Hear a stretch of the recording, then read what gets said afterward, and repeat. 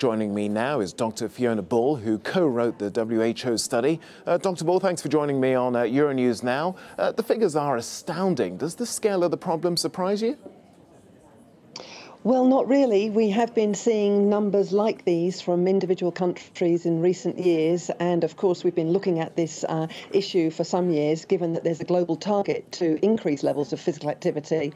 But you're right, the magnitude of this, a quarter of adults population, and in particular, the difference between men and women's participation levels is a grave concern, and one which all countries need to act on. And what countries actually have concerned you the most?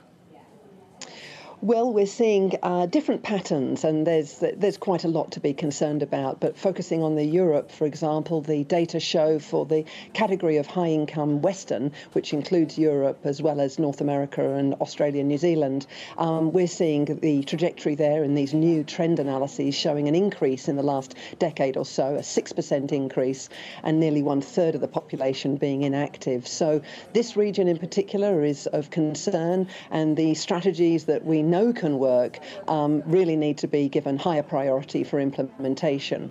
We're concerned about the middle-income countries, and notably in the Latin American region, Caribbean and West Pacific, because they've got very high levels of physical inactivity, and those regions are still going through the transition, changing transportation, changing recreation levels, changing work, technology, etc.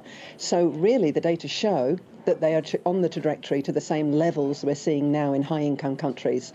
So there's problems and concern across all income groups and in all regions. Well, a lot of us know that we need to be doing more exercise, but what can governments actually do to address this problem?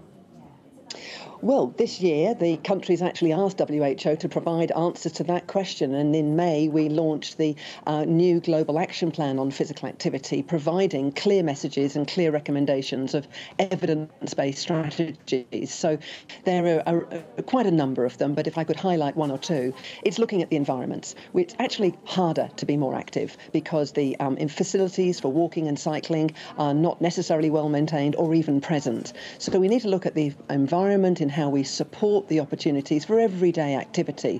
Parks, playgrounds, pavements are the sorts of things where all cities and communities should be well served, making sure everyone's got access. Above that, though, we need to provide more programs to invite and encourage those who are less active, particularly women, particularly older adults, to get back involved, to re-find their activities they've enjoyed with family and friends. So more programs, better environments are two key messages.